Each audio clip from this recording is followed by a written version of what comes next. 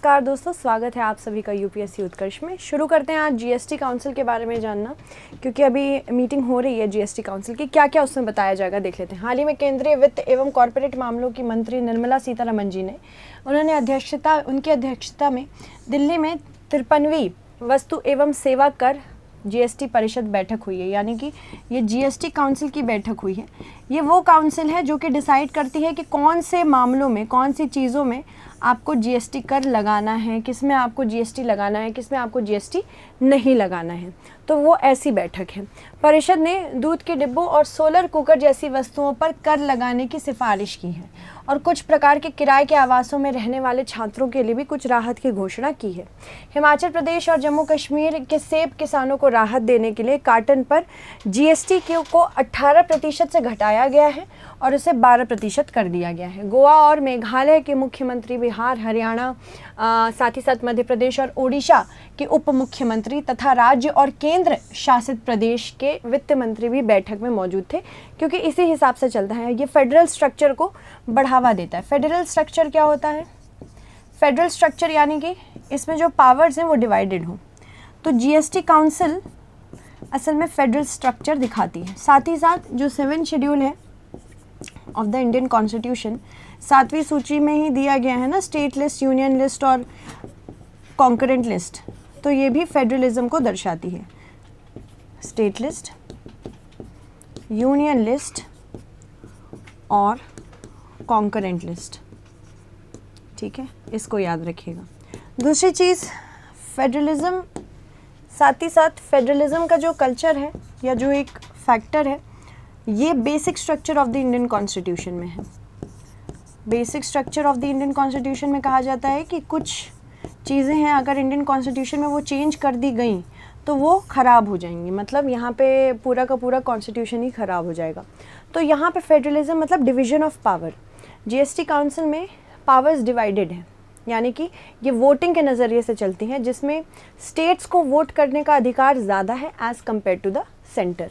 ठीक है, चलिए इसके बारे में जानते हैं। जीएसटी परिषद है क्या? देखो, 2016 में संसद के दोनों सदनों द्वारा संविधान विधेयक पारित होने के बाद जीएसटी व्यवस्था लागू हुई। इसके बाद 15 से अधिक भारतीय राज्यों ने अपने राज्य विधानसभाओं में इसका अनुमोदन किया, जिसके बाद तत्कालीन राष्ट्रपति प्रणब मुखर्जी ने इसे अपनी स्वीकृति दी। इस विधेयक को 2017 में लागू किया गया और भारत में मौजूदा कर ढांचे को सरल बनाने तथा एक समान बनाने की प्रयास किया गया। जीएसटी क्या है? गुड्स एंड सर्विसेज टैक्स एक डेस्टिनेशन बेस्ड टैक्स है। हर स्टेटस पे, हर चरण पे जो टैक्स लगता है वो रीइम्बर्स होता जाता है। उसके बाद जो फाइनल टैक्सेशन है किसके पास जाता है? कस्टमर्स के पास जाता है। और कस्टमर पे इस प्रकार से जाता है कि बहुत ज़्यादा भार ना लगे। डेस्टिनेशन बेस्ड टैक्स है। साथ ही साथ ये एक इनडायरेक्ट टैक्स प्रणाली है। इनडायरेक्ट टैक्स है, इस वजह से इसको रिग्रेसिव भी कहते हैं। रिग्रेसिव यानी कि आप चाहे 10 रुपये कमा रहे हो, चाहे 100 रुपये कमा रहे हो, आपको उतना ही पैसा देना पड़ेगा। तो ये इनडायरेक्ट टैक्सेशन है। डायरेक्ट टैक्सेशन क्या होता है? जितना आप कमा रहे हो आपको उतना कर देना है। जैसे इनकम टैक्स डायरेक्ट टैक्सेशन में आता है। जितनी आपकी इनकम बढ़ती जाएगी उसमें कर की संभावना भी उतनी बढ़ती जाएगी। इसके अलावा जो इनडायरेक्ट टैक्स है वो ऐसा है, चाहे जो व्यक्ति 10 रुपये कमा रहा हो चाहे 100 रुपये कमा रहा हो, उसी प्रकार से आपको टैक्सेशन देना पड़ेगा। राष्ट्रपति ने संशोधित संविधान के अनुच्छेद 279A1 के तहत केंद्र और राज्यों के संयुक्त मंच के रूप में जीएसटी परिषद की स्थापना की। जीएसटी के सुचारू कार्यान्वयन को सुनिश्चित करना, भारत में वस्तु एवं सेवा कर व्यवस्था को विनियमित करना, राज्यों में कर कानूनों में सामंजस्य स्थापित करना, कर ढांचे को सरल बनाना, करों का क्रमिक बोझ समाप्त करना तथा अनुपाल लागत में कम करना, धोखाधड़ी प्रक्रियाओं से बचने के लिए सभी कारधन प्रक्रियाओं की निगरानी भी रखना। वस्तु एवं सेवा कर परिषद की संरचना के बारे में बात करें, अध्यक्ष इसके केंद्रीय वित्त मंत्री हैं, जो काउंसिलिंग के अध्यक्ष होती हैं। उपाध्यक्ष जीएसटी काउंसिलिंग के सदस्य द्वारा राज्य के मंत्रियों में से एक को उपाध्यक्ष के रूप में चुना जाता है। ठीक है, इसके अलावा सदस्य इसमें केंद्रीय वित्त मंत्रालय के वित्त राज्य मंत्री, राजस्व के प्रभारी काउंसिलिंग के सदस्य होंगे। प्रत्येक राज्य के वित्त कराधान के प्रभारी मंत्री अथवा कई अन्य मंत्री भी इसके पार्ट हैं, सरकार द्वारा नामित किए जाते हैं। केंद्रीय उत्पाद और सीमा शुल्क बोर्ड के अध्यक्ष सभी कार्यवाहियों में एक स्थायी आमंत्रित सदस्य होंगे। स्थायी आमंत्रित सदस्य को वोटिंग का अधिकार नहीं होगा। केंद्रीय वित्त मंत्रालय के राजस्व सचिव जीएसटी काउंसिलिंग के पदेन सचिव होंगे। जीएसटी परिषद के कार्य देख लेते हैं। अनुच्छेद 279(a) सब क्लॉज 4 में बताया गया है कि वस्तु और सेवा कर परिषद संघ और राज्य की सिफारिशें करेंगी। संघ, राज्यों और स्थानीय निकायों द्वारा लगाए गए कर, उपकर और अधिभार जिन्हें वस्तु और सेवा कर में शामिल किया जा सकता है, वे वस्तुएं और सेवाएं जो वस्तु एवं सेवा कर के अधीन हो सकती हैं या उनसे छूट प्राप्त हो सकती हैं। इसके अलावा आदर्श वस्तु एवं सेवा कर कानून अनुच्छेद 269(a) के अंतर्गत अंतर्राज्यीय व्यापार का वाणिज्य के दौरान आपूर्ति पर लगाए गए वस्तु एवं सेवा कर का आरोपण, आवंटन को सिद्धांत तथा आपूर्ति के स्थान को नियंत्रित करने वाले सिद्धांत, टर्नओवर की वह सीमा जिसके नीचे वस्तुओं और सेवाओं के वस्तु एवं सेवा कर से छूट दी जा सकती है। इन दरों में वस्तु एवं सेवा कर के साथ न्यूनतम दर भी शामिल होगी। किसी प्राकृतिक आपदा या विपत्ति के दौरान अतिरिक्त अगर संसाधन जुटाने के लिए निर्दिष्ट अवधि के लिए कोई विशेष दर या दरें भी दी जा सकती हैं। अरुणाचल प्रदेश, असम, मणिपुर, मेघालय, मिजोरम, नागालैंड, सिक्किम, त्रिपुरा, हिमाचल प्रदेश और उत्तराखंड राज्यों से के संबंध में विशेष प्रावधान है। क्योंकि ये हिली स्टेट्स हैं और हिली हिमालयन स्टेट्स को डेवलप होने के लिए ज़्यादा वित्तीय मदद चाहिए होती है। अनुच्छेद 279(a) 5 के तहत वस्तु एवं सेवा कर परिषद इस तारीख की सिफारिश करेंगे जिस दिन petroleum, crude, high speed diesel, motor spirit, प्राकृतिक गैस और विमानन टरबाइन ईंधन पर माल और सेवा कर लगाया जाएगा।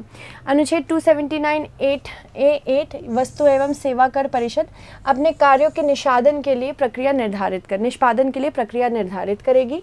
279(a) 11 में कहते हैं वस्तु एवं सेवा कर परिषद की सिफारिशें या उसके कार्यान्वयन के उससे उत्पन्न किसी भी विवाद का निपटान करने के लिए एक तंत्र स्थापित करेगी, जिससे भारत सरकार से और एक या अधिक राज्य होंगे, एक और भारत सरकार और कई राज्यों का राज्य तथा दूसरी ओर एक या एक से अधिक अन्य राज्य होंगे, 2 या अधिक राज्य होंगे। जीएसटी परिषद का महत्व बहुत है।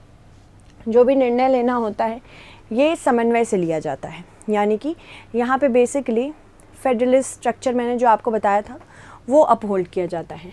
इसमें संघवाद के सिद्धांतों को मजबूत किया जाता है। नए मुद्दे पर विचार विमर्श होता है, साथ ही साथ कार्यशैली देखी जाती है।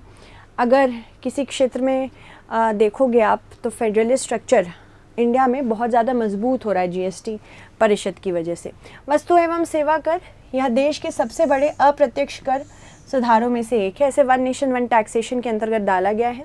जीएसटी में उत्पाद शुल्क, मूल्य वर्धित कर, सेवा कर, विलासिता कर, साथ ही साथ अप्रत्यक्ष करों को समाहित किया गया है। यह अनिवार्य रूप से एक उपभोग कर है, यानी कि कंजम्पशन टैक्स है, और अंतिम उपभोग बिंदु पे लगाया जाता है, जो मैंने आपको पहले ही बता दिया है। इससे दोहरे कराधान, करों के व्यापक प्रभाव, करों की बहुलता, वर्गीकरण के मुद्दे आदि को कम करने में मदद की है और एक आम राष्ट्र बाजार को प्रस्तुत भी किया है। वस्तुओं या सेवाओं की खरीद के लिए एक व्यापारी द्वारा कर का भुगतान किया जाता है, अब जीएसटी को अंतिम वस्तुओं और सेवाओं की आपूर्ति पर लगाया जाता है। सेट ऑफ टैक्स, यानी कि इसे इनपुट टैक्स क्रेडिट भी कहा जाता है, हर चरण पे इसे सेट ऑफ किया जाता है। जीएसटी के तहत कर संरचना की बात करें तो उत्पाद शुल्क, सेवा कर आदि को कवर करने के लिए केंद्रीय जीएसटी है। वैट, लग्जरी टैक्स आदि को कवर करने के लिए राज्य जीएसटी है। अंतर्राज्यीय व्यापार को कवर करने के लिए एकीकृत जीएसटी है।